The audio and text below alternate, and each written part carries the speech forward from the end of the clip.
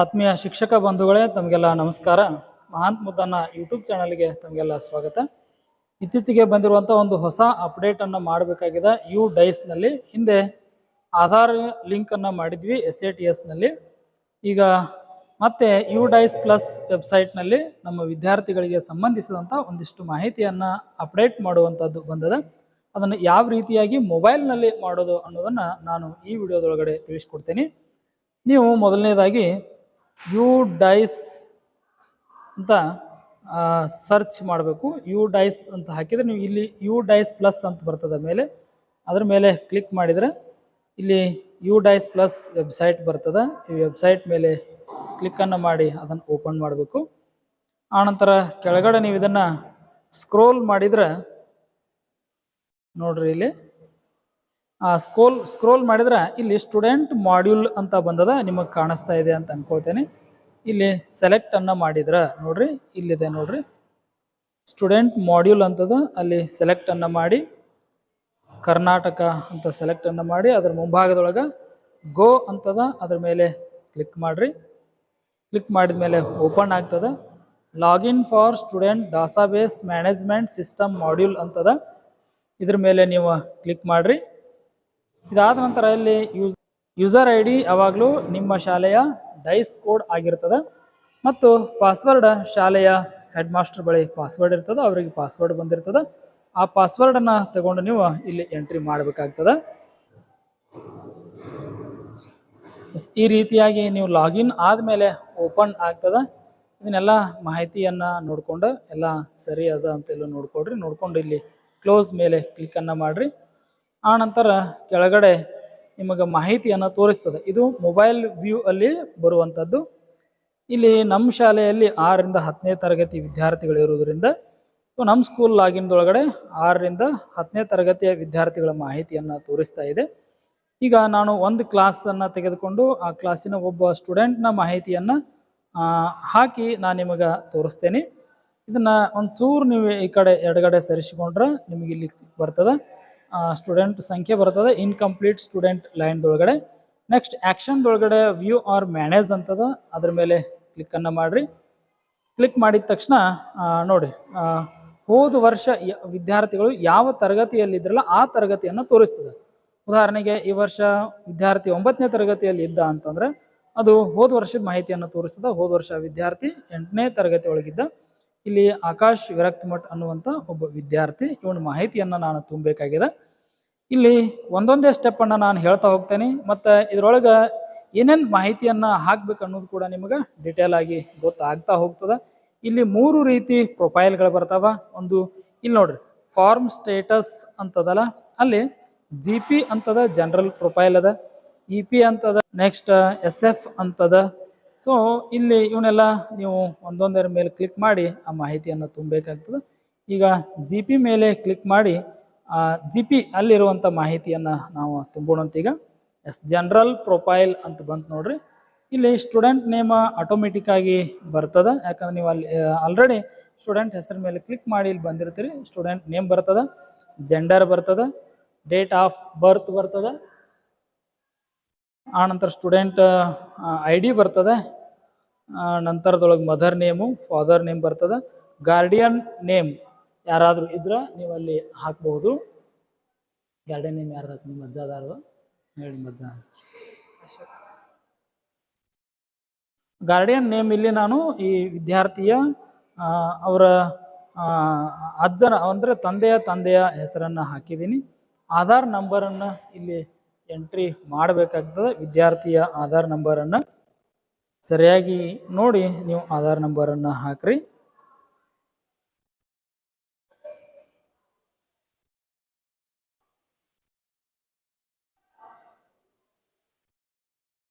ಈ ಆಧಾರ್ ನಂಬರನ್ನು ಹಾಕಿದ ಮೇಲೆ name of student as per in Aadhaar card, Aadhaar ಕಾರ್ಡ್ನಲ್ಲಿ ವಿದ್ಯಾರ್ಥಿಯ ಹೆಸರು ಯಾವ ರೀತಿಯಾಗಿ ಇರ್ತದೆಯೋ ಅದೇ ರೀತಿಯಾಗಿ ನೀವು ಹೆಸರನ್ನು ಹಾಕಬೇಕಾಗ್ತದೆ. ಇಲ್ಲಿ ಹೆಂಗಾಗಿರ್ತದೆ ಅಂತಂದ್ರೆ ವಿದ್ಯಾರ್ಥಿ ಹೆಸರು, ತಂದೆ ಹೆಸರು ಮತ್ತು ಮನೆ ಹೆಸರು ಇವು ಎಲ್ಲವೂ ಇರ್ತಾವ. ಹಂಗಿದ್ರೆ ಪೂರ್ತಿ ಹಾಕಬೇಕು. ಬರೀ ವಿದ್ಯಾರ್ಥಿ ಹೆಸರು ಮತ್ತು ಅವರ ಅಡ್ರೆಸ್ ಅಷ್ಟೇ ಇದ್ರೆ ನೀವು ಅದನ್ನು ಅಷ್ಟೇ ಏನು ಮಾಡಬೇಕಾಗ್ತದೆ, ಅಲ್ಲಿ ಹಾಕಬೇಕಾಗ್ತದೆ.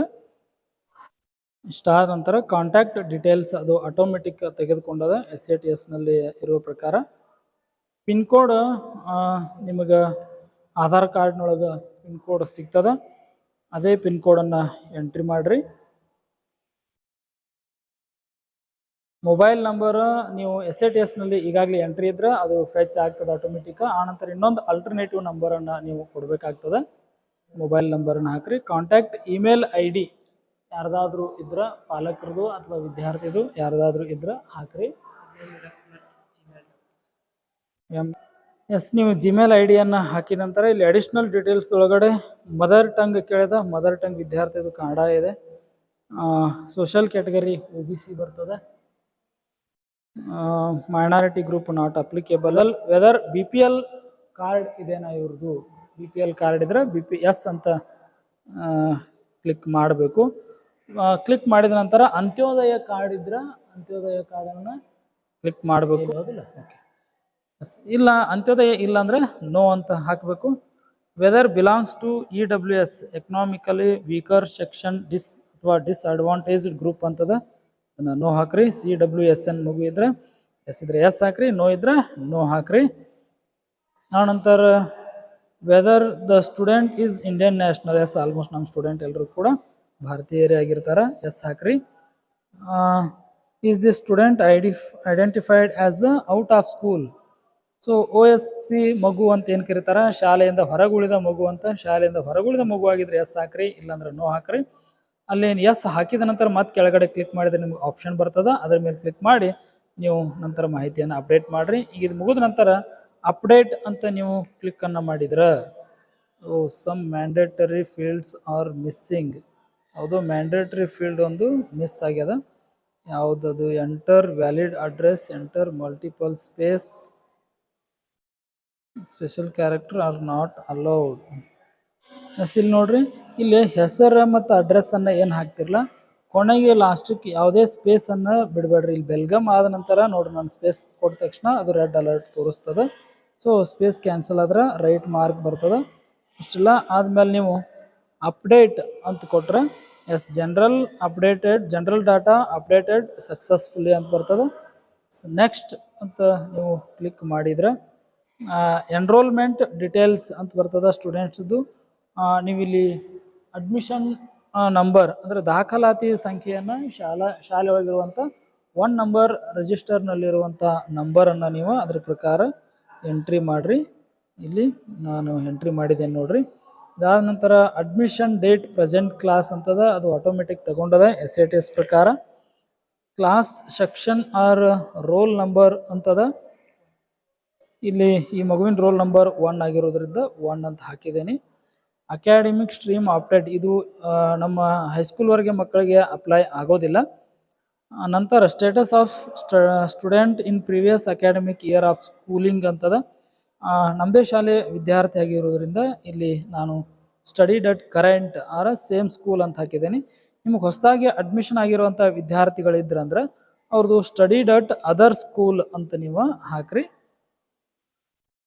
ಇದಾದಮೇಲೆ grade or class studied in the previous last academic year 21-22 academic ಇಯರ್ದಲ್ಲಿ ಯಾವ ಕ್ಲಾಸ್ನಲ್ಲಿ ಸ್ಟಡಿ ಮಾಡಿದ್ದ ವಿದ್ಯಾರ್ಥಿ ಅನ್ನುವಂಥದ್ದನ್ನು ಹಾಕಬೇಕು. ಈ ಮಗು ಈ ವರ್ಷ 9ನೇತೆ ಅದ, ಬಟ್ ಹೋದ ವರ್ಷ ಅಂದರೆ 2022-23ನೇ ಸಾಲಿನಲ್ಲಿ 8ನೇ ವರ್ಗದಲ್ಲಿತ್ತು. ಅದೇ 2021-22ರಲ್ಲಿ 7ನೇ ವರ್ಗದಲ್ಲಿ ಇರೋದ್ರಿಂದ ಇಲ್ಲಿ ಕ್ಲಾಸ್ 7th ಅಂತದ. ಇನ್ನು ಅಡ್ಮಿಟೆಡ್ ಅಥವಾ ಎನ್ರೋಲ್ಮೆಂಟ್ ನಂಬರ್ ಅದ, ಓನ್ಲಿ ಫಾರ್ ಪ್ರೈವೇಟ್ ಅಥವಾ ಅನ್ಎಡೆಡ್ ಅಂತದ. Next in the previous class studied whether appeared for examinations ಅಂತದ. ಈಗಾಗಲೇ SATSನಲ್ಲಿ ಮಾಹಿತಿ ಅಪ್ಡೇಟ್ ಆಗಿರೋದ್ರಿಂದ ಅಪಿಯರ್ಡ್ ಅಂತ ಬಂದದ. ಮುಂದಿನ ಕಾಲಮ್ ಇಲ್ಲಿ ನೋಡ್ರಿ, ಪ್ರಮೋಟೆಡ್ ಪಾಸ್ಡ್ ಅಂತ ಬಂದದ, ಪರ್ಸಂಟೇಜ್ ಕೂಡ ಬಂದದ. ಆನಂತರ attendance, number of days students attended school in previous academic year ಅಂತ ಬಂದದ. ಇಲ್ಲಿ SATSನಲ್ಲಿರುವಂಥ ಮಾಹಿತಿ ಇದು ಆಟೋಮೆಟಿಕ್ ಆಗಿ ತಾನಾಗಿ ಅಲ್ಲಿ ಫೆಚ್ ಆಗ್ಯದ. ಈಗ ಈ ಮಾಹಿತಿಯನ್ನು ನಾನು ಸೇವ್ ಮಾಡ್ತೇನೆ. ಎನ್ರೋಲ್ಮೆಂಟ್ ಡಾಟಾ ಸೇವ್ಡ್ ಸಕ್ಸಸ್ಫುಲ್ಲಿ ಅಂತ ಬಂತು. ಇನ್ನು ಮುಂದಿಂದನ್ನು ನೋಡ್ರಿ ಹೇಳ್ತೇನೆ. ನೆಕ್ಸ್ಟ್ ಅಂತ ಕ್ಲಿಕ್ ಮಾಡಿರಿ.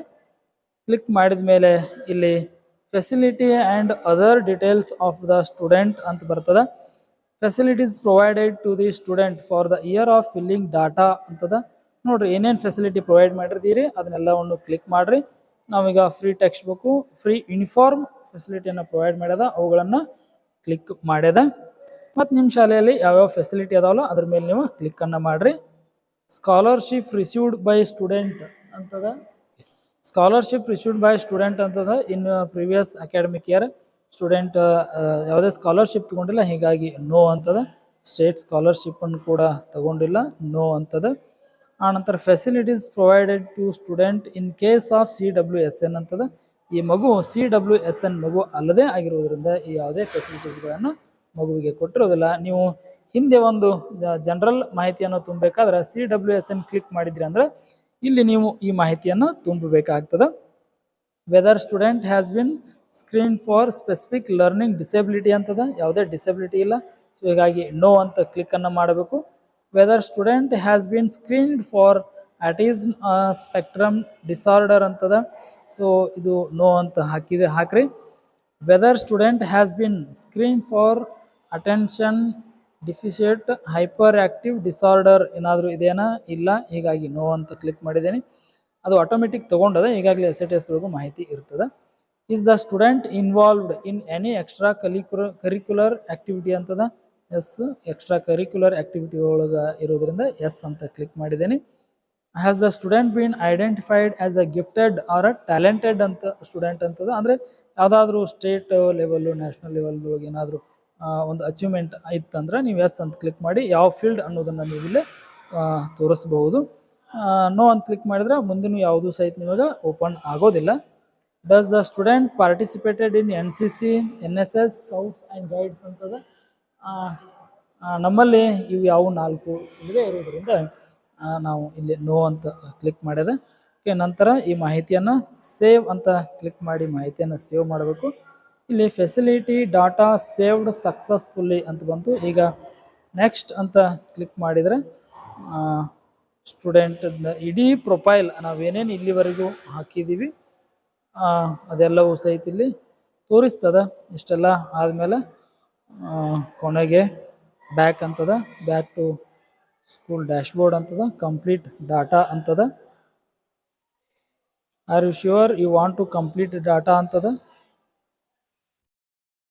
ಓಕೆ, ಈಗ ಕಂಪ್ಲೀಟ್ ಡಾಟಾ ಅಂತ ಕ್ಲಿಕ್ ಮಾಡಿದ ಮೇಲೆ ಡಾಟಾ ಕಂಪ್ಲೀಟೆಡ್ ಅಂತ ಬಂತು. ಓಕೆ, ಅಥವಾ ನೆಕ್ಸ್ಟ್ ಸ್ಟೂಡೆಂಟ್ ಮಾಡಬೇಕಾದ್ರೆ ನೆಕ್ಸ್ಟ್ ಸ್ಟೂಡೆಂಟ್ ಅಂತ ಕ್ಲಿಕ್ ಮಾಡಿದರೆ ಮತ್ತೆ ಅದು ನೆಕ್ಸ್ಟ್ ಸ್ಟೂಡೆಂಟಿಗೆ ಹೋಗ್ತದೆ.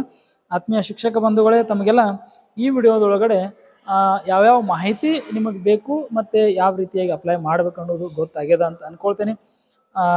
ನಿಮಗೆ ಈ ವಿಡಿಯೋ ಹೆಲ್ಪ್ ಆಗಿದ್ರೆ ದಯವಿಟ್ಟು ವಿಡಿಯೋವನ್ನು ಲೈಕ್ ಮಾಡಿರಿ, ಹಾಗೆ ಸಬ್ಸ್ಕ್ರೈಬ್ ಮಾಡಿರಿ ಅಂತ ಹೇಳ್ತಾ ನಮಗೆಲ್ಲರಿಗೂ ಧನ್ಯವಾದಗಳು.